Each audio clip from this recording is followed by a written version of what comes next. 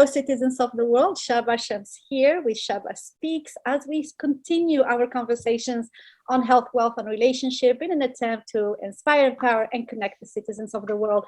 Today, I have a couple of amazing friends down from Costa Rica. We talk about connecting citizens of the world and what a beautiful connection we've made through a 10X program that, we met with amazing entrepreneurs. They are located down in Costa Rica.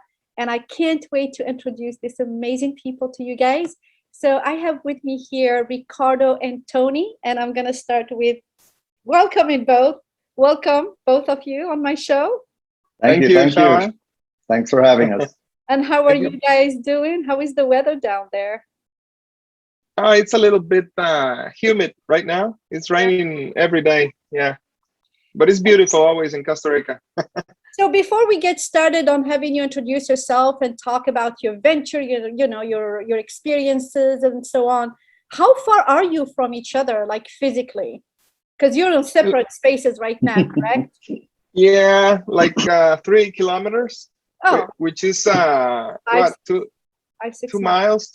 Oh, yeah, actually. Like 2 miles. 2 miles. I got my kilometers and my miles wrong. So right around the corner. Right at the corner. And you guys see each other often? Well, not with COVID. No, just using Zoom or or the other platforms. Yeah. And is it due to COVID, like the pandemic? Yeah, due to the pandemic. Yeah, the restrictions here at the beginning were very strict. Now they're not that strict, right, Tony? But we don't see each other that much. Yeah. Actually, my family and I, we were living at the beach, and because of this business that Ricardo and I started, we moved here to the city where Ricardo lives, and the idea was to work closely together, and then this hit. So we haven't seen each other, even though we're right next to each other. Well, this is, like I was telling you earlier, this is the first time that I have 2 people at the same time for this kind of shows and interviews, and I'm very excited because it's a different format. So I'm very interested in learning more about your business and your partnerships. But before we do that, Ricardo, can you introduce yourself a little bit about your background, where what your upbringing and what kind of led you into entrepreneurship? And then Tony, I'm going to ask you the same thing. So you have more time to prepare your answer. How is that? Great. Of course, Shaba. Look, I actually was born in Nicaragua.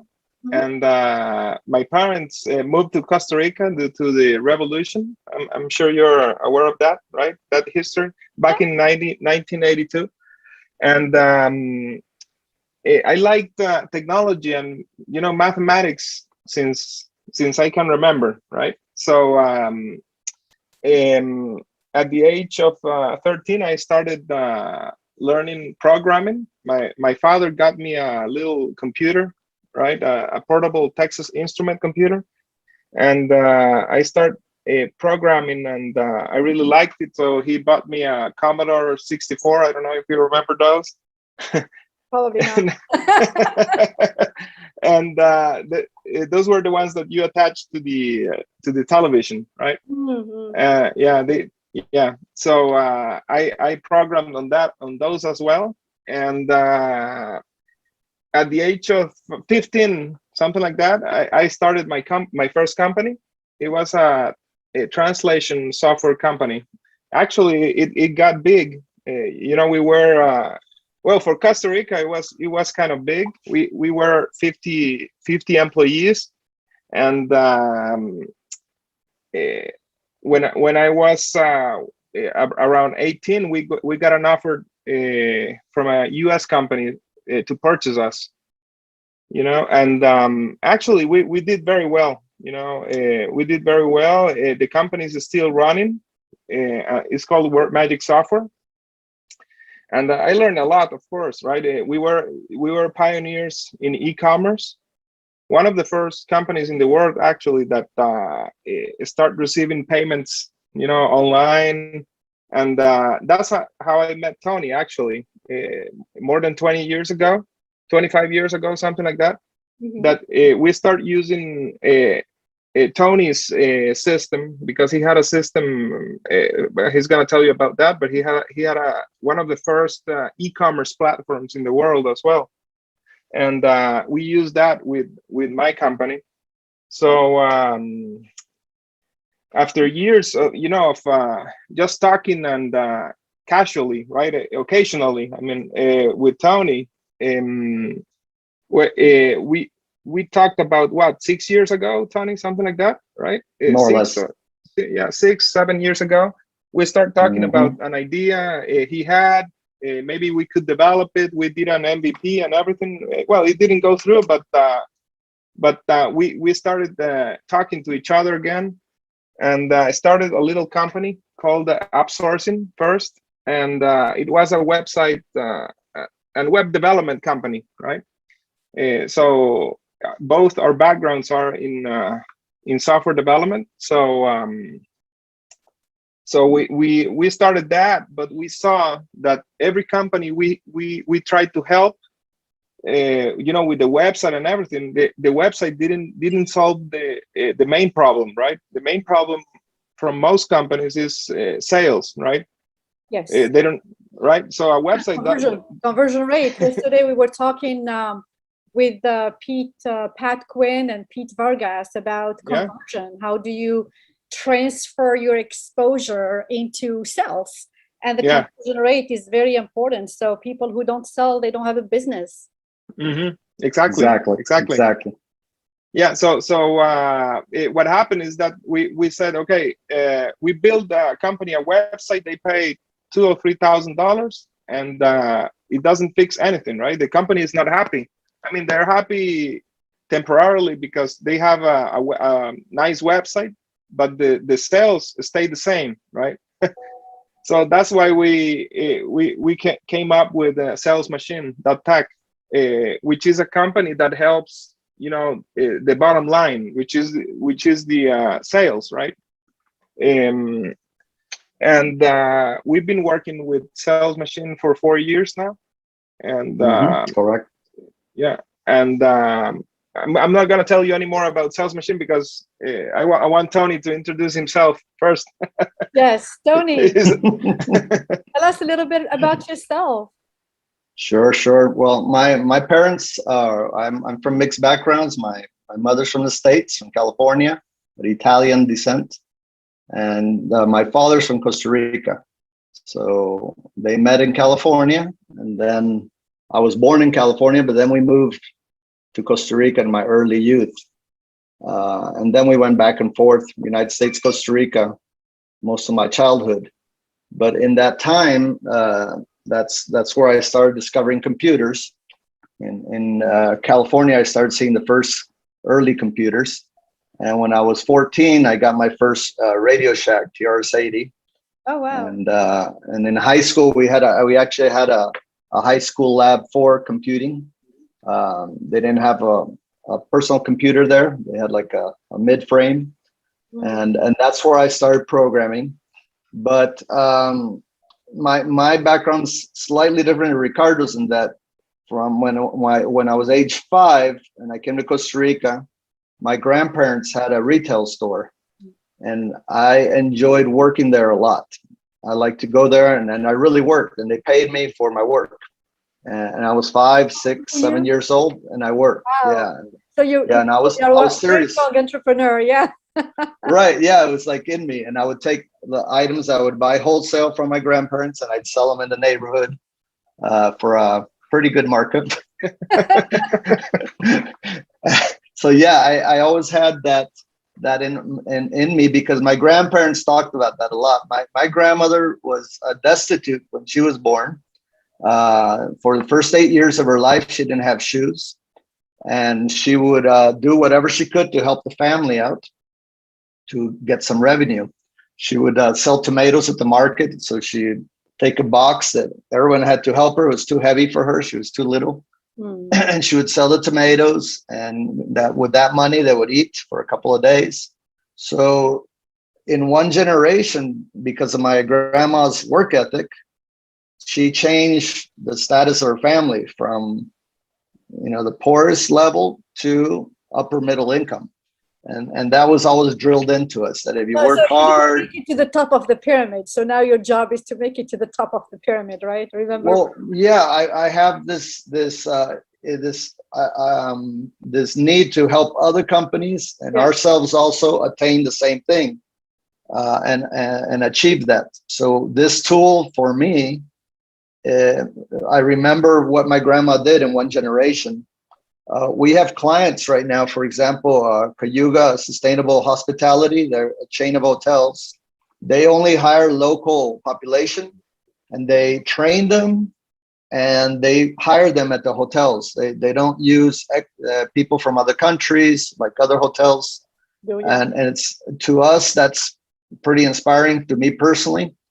And we believe that this software can help with that problem, and also the impact aspect of that. The majority of companies, you mentioned Pete Vargas, that Brandon Dawson said, they don't grow past one person. Okay, the vast majority, I think he mentioned like 30 million companies in the States. Yeah. And in 5 years, 80% of companies fail. And the first year, 20% of companies fail. So we would like to change the odds a little bit, stack the odds more in favor of the entrepreneurs and the company owners and all the families that are living, and whose revenue is dependent on this company, and then improve their lives. Okay, and that's where SalesMachine.Tech was born. Okay, so it has some ingrained cultural and patterns that I was taught when I was very young. But there's also a business side, because my first startup, which Ricardo mentioned, which was Stormatic, it was a shopping cart platform. That did very well. In 7 months, venture capitalists had valued us at $10 million. And we were on track for an IPO in 18 months. We did a merger with another company that was a gourmet specialist retailer, and we were going very fast. But Web 1.0, the bubble burst. Like in the movies, the venture capitalist is about to sign. He said, "Oh, the bubble burst last night. We can't go through with this." And then the company started fizzling. We weren't able to sell enough of our product in a short enough amount of time with enough profit margin to make the company grow. If we had SalesMachine.Tech and mentors like we have now, in the form of Grant, in form of Brandon Dawson, you, Shaba, you're also, we consider you a mentor. That would not have happened with Stormatic. The story would have been different.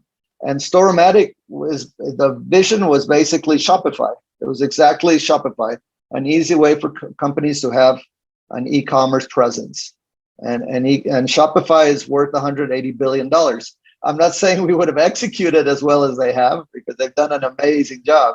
But it was all there in the cards, except for the sales part. And that's number one. You got marketing number one, sales number two. We want to help with that.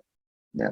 Wonderful. So normally I ask, how did you find your calling? My guests usually answer that question, but I think you did a really fantastic job at really giving a sense of how you found your calling, and you are in the niche you're in. So before I get to my next question, I want to share a quick story about finding out that you're an entrepreneur at an early age. So you started at 5. I started at 9 years old. At 9 years old, wow. I remember my dad used to bring bracelets from another part of the country, and I used to sell them door to door. And wow, that's great. Sold out. I never ever came back with any. In fact, I added more orders every time I had a list of other people. So I think having the mind of the entrepreneurship starts at an early age. And the reason I mentioned this is that a lot of my audience and people around like asking the question, how old should you be? Is it too young to start being an entrepreneur? And I believe that entrepreneurship is just who you are. I mean, you really don't have to overthink it. you have that little seed in you, and then you will try different things or find the right path at the beginning. But when you have that seed in you, you will never settle for less. So I truly believe that there are people who are built and made for entrepreneurship, and they can never find their calling into a regular career or job, because once they get into that life, they always go into it, and then at one moment of their lives they go, this is it, so they have to change pathways and try and innovate and so on. So Yes. I wanted to share that question, that thought, because I believe that you are never young enough. It's not too young, too late, too old, too nothing to be an entrepreneur. It's just part of who you are, and you need to live that calling. The question that I have, though, it's how did you get into it? What was like the first initial steps you undergone alone, and then how did you come together as partners? And I know a lot of entrepreneurs, sometimes they approach partnership with skepticism. How do you feel like this partnership had made you 10x your work or 5x your work, as opposed to working solopreneurship? Ricardo, Well, first. yeah, thanks. I feel like I started old in this group. I started at 13, and I feel like I started late.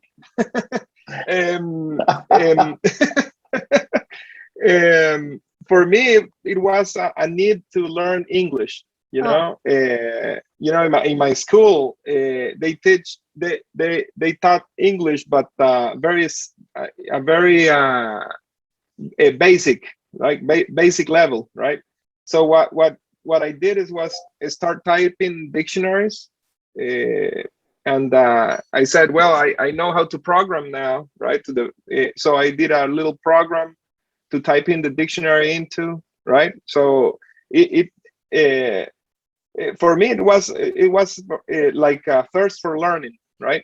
Then it became a business, right? And I studied computer software, computer engineering at the university, but it was not a requirement for me, right? I already knew how to program. I just because it's the norm, right, to have a title, right? But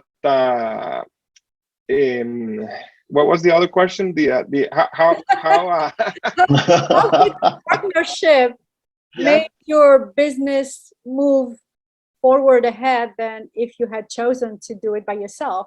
The reason I'm asking this question is a lot of entrepreneurs, they feel like, I would rather do it alone. Partnerships are difficult. Then Grant Cardone comes along and he says, no, get partners. That's how you can blossom. That's how you can 10x. That's how you can advance.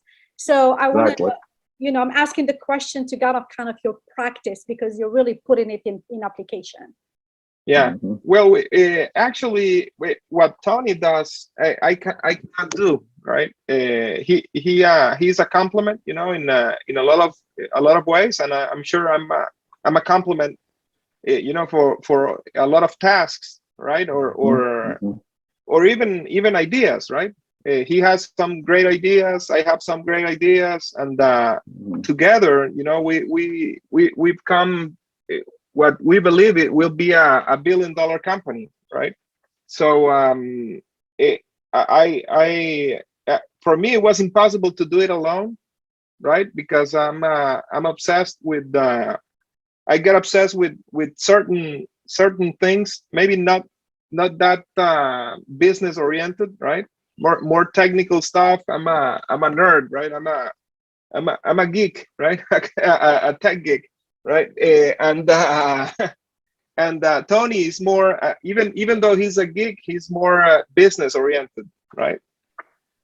So before we started listening to Grant and Brandon, we knew that we needed a partner, right?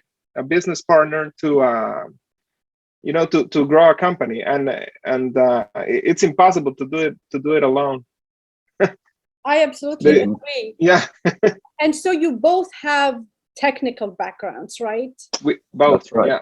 How That's is right. your skill set then complement each other? Because Yeah, go ahead. yeah, no, because Tony during his career he learned a lot more about marketing, about sales, and me and my with my company, the product sold because it was so good, right? The product that we sold, and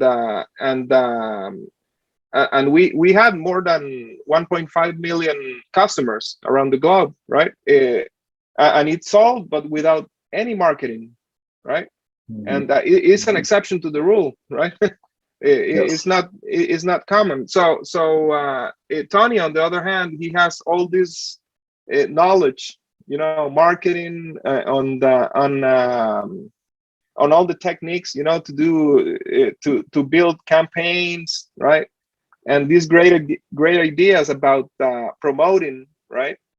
And we now that we're following Grant and Brandon, and this undercover billionaire and all that, right? All these ideas resonate with us, right? And these mentors validate these ideas that we already had, right? But these mentors help us implement them better, of course, right? And how do you see someone like Grant Cardone or the Cardone Venture help you in growing your business? Oh, well, we've You learned a are in the lot. 10X accelerator, right?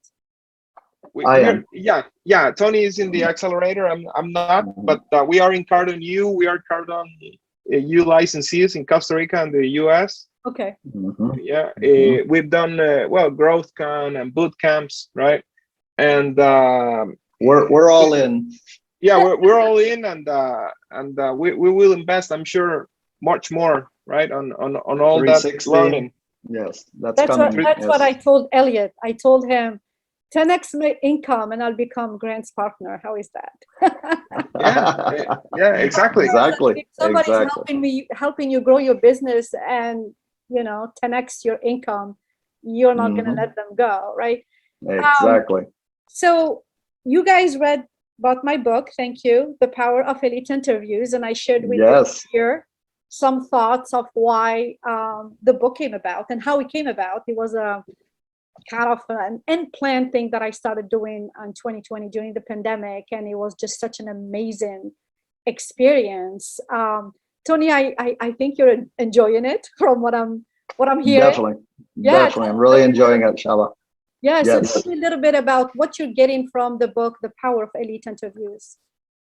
Well, I was very interested in the why. So it really struck me when I read some of your background about your great grandmother and your grandmother that were part of the independence movement, and your great grandmother actually was horribly jailed for 2 years and died in jail. And that really was something that impacted you to have two strong women in your background. I'm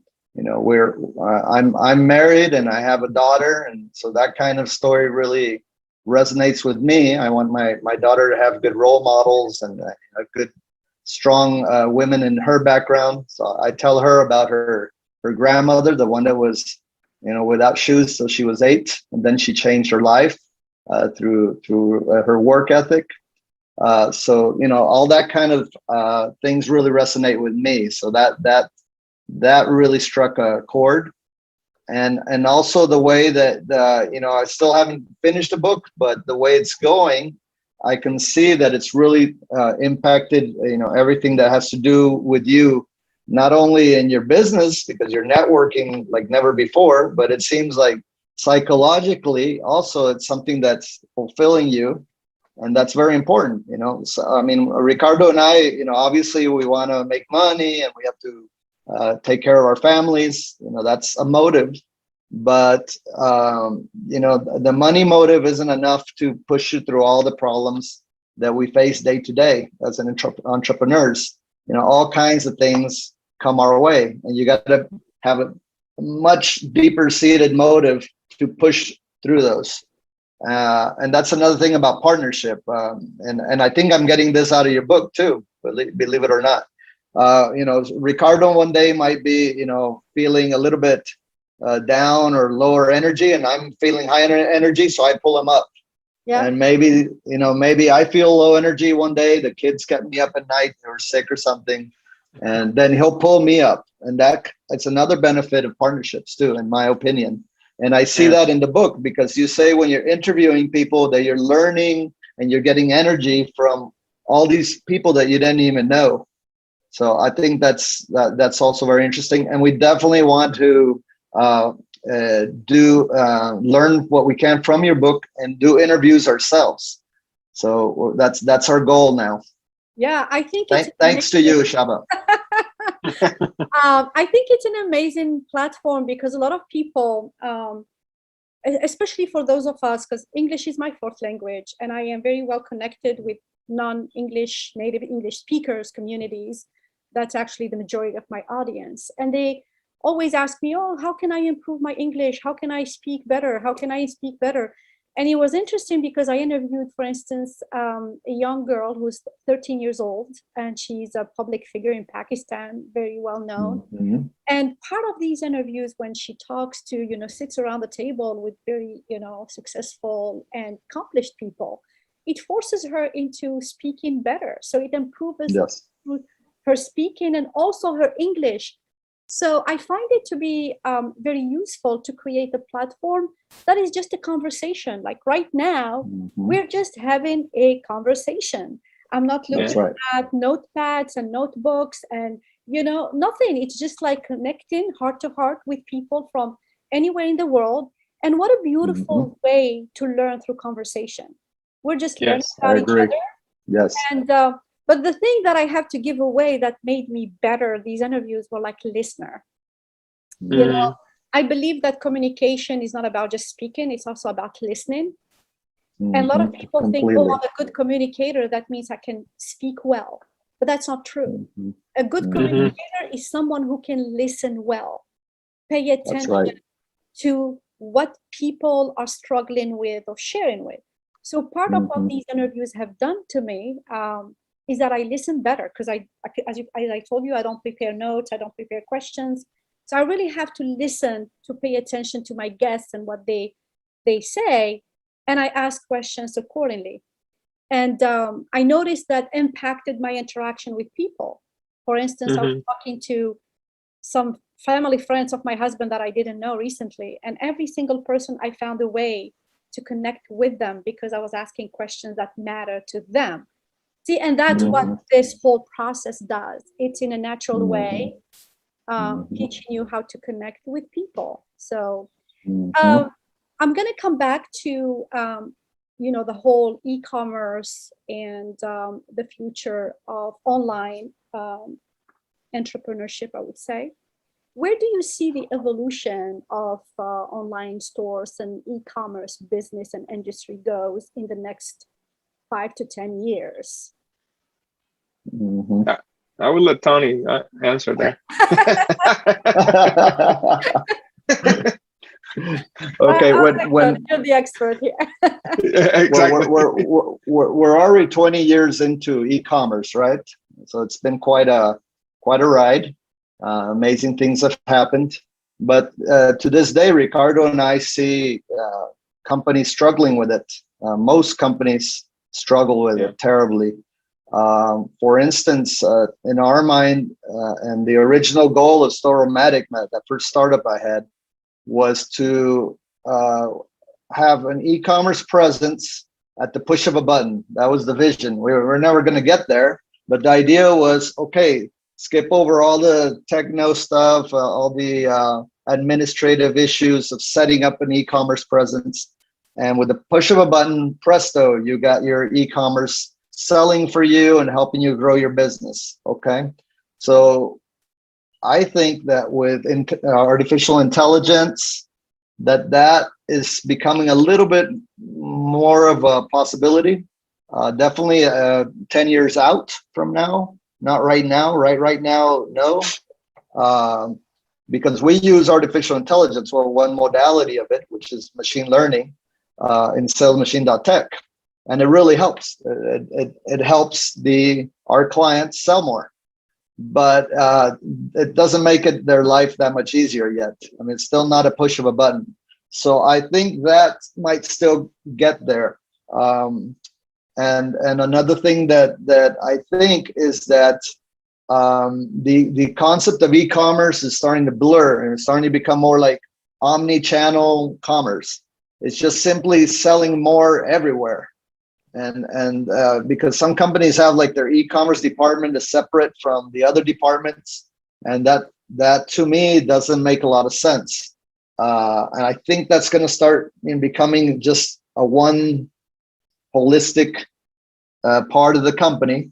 And sure, you sell online, but what does online mean?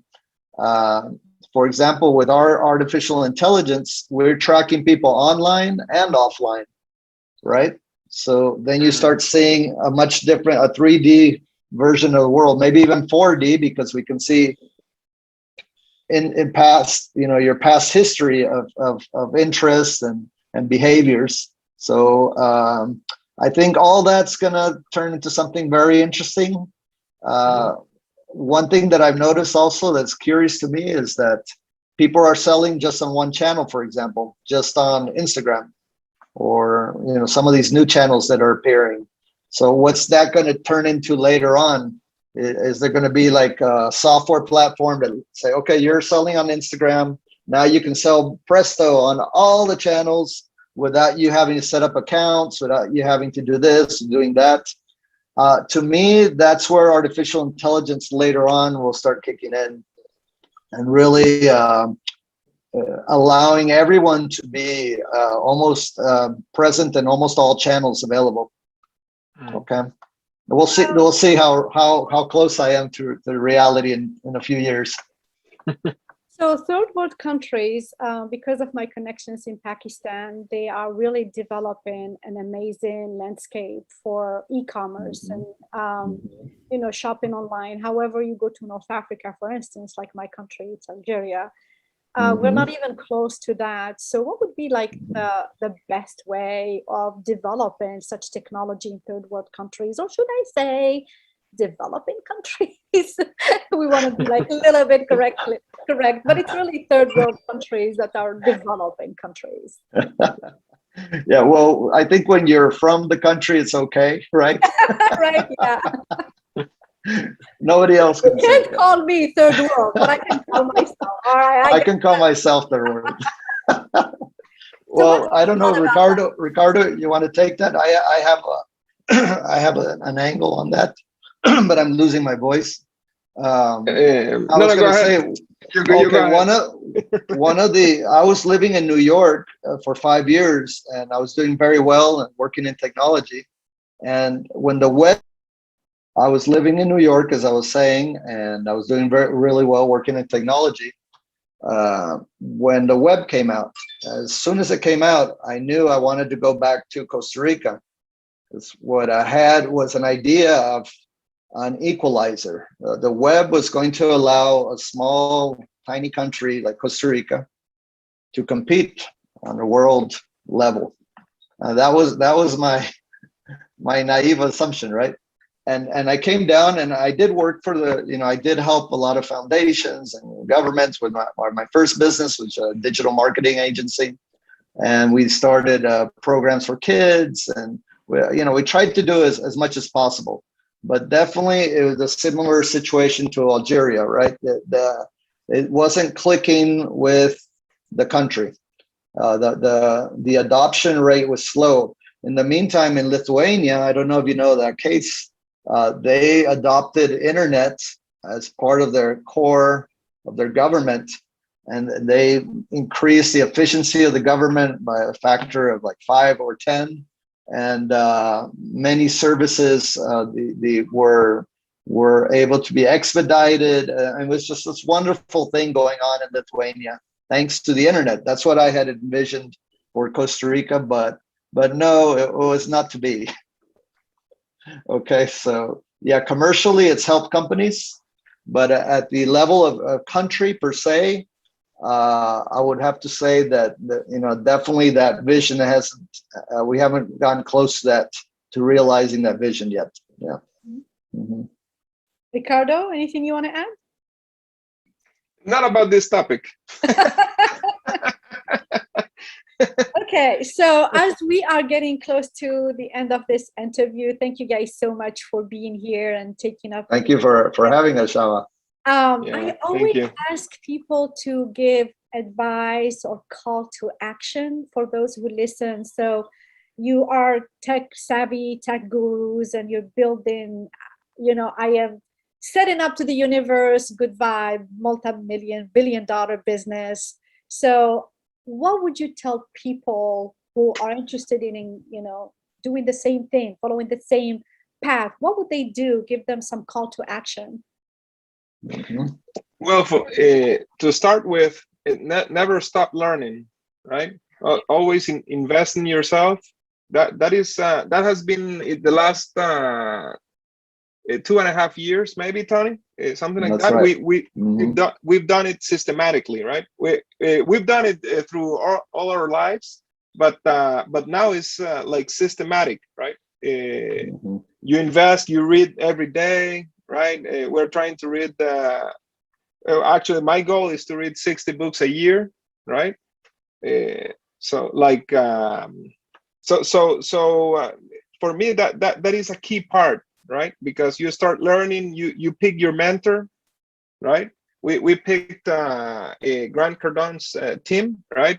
Grant, Pete Vargas, Brandon, and all of them, and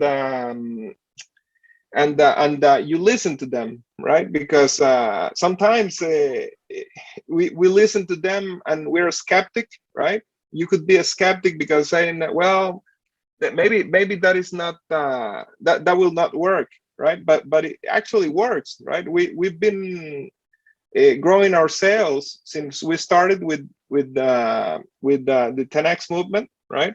How long ago was that? 14 months ago, something like that, Tony. More or less. Yes. Yeah, 14 right months. Around there. Mm-hmm. Yeah, right before the pandemic, actually. Yeah. Okay. Yeah, right before. Did you attend anything live event, or was it all virtual? Nah, all virtual because all virtual. Yeah, we started with a boot camp, I believe, or with the Cardone U, and then the pandemic hit, right? So we started all digital or virtual, but we really enjoy it, and we're dying to go to a live event, right? Maybe a growth con or a boot camp, right? Or 360, right? That's right. Yeah. I actually met Cardone not long ago. I just met him. Great. Yeah, I just met him like maybe a month and a half ago on Clubhouse. An interesting story. A month and a half ago, I met him on Clubhouse in a room, somebody else's room. And the idea where they were doing some audit for websites and stuff like that. And oh my God, just when my turn came, Grant came in the room. I had no idea who he was. And then he started, him, he started like tearing my website apart. He was really mean. And really mean. I'm not even kidding, And I remember I exited the room and I was crying.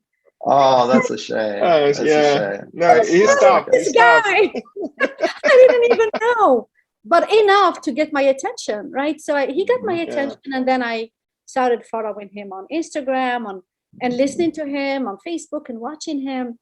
And I cried that day, and then I told my husband, he might know a thing or two about what the hell he's talking about, right? Just a little bit. So imagine the first interaction with Cardone was that one. So since then, I did the 10X Growth Con. I spoke to 2 or 3 of his reps, associates. Yeah.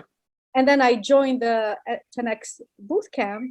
And last week on Thursday, when we did the Zoom one, he pulled me, and I had to have a conversation with him, him and Jared. And it was just like surreal. I was there. I saw that. Yeah, I saw that too. And I was surreal. It was like, oh my God, a month ago, you were such, mean to me. And now I'm with your circle, you know. I think this is where you feel like it was meant to be, you know, because has he not said what he said on Clubhouse to me, he would not even have gotten my attention. Exactly. And I would not even have paid attention to him, and we would not even be sitting here. So sometimes there are things that get aligned, and I was at a time, or I've been at a time where I've been heavily shopping for a coach, and I spoke to a number of them, and I was about to sign up with another one, somebody else I had a meeting with and all. And when I hesitated, you know, I needed some time to think about my cons and pros. He said that I was pretending.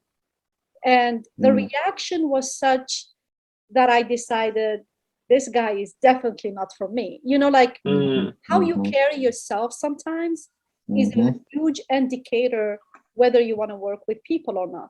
Anyway, so then I connected with the grant team, and, you know, I kind of just fell in love with these people.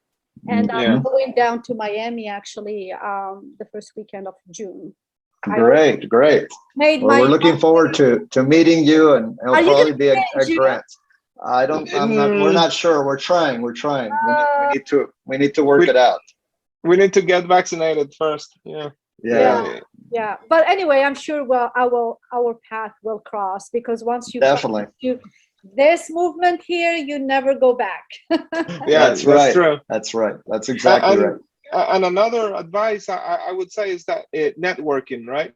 Getting people. If you saw, I don't know if you saw Undercover Billionaire, but what all three had in common, right? Is how Brandon says that people, right?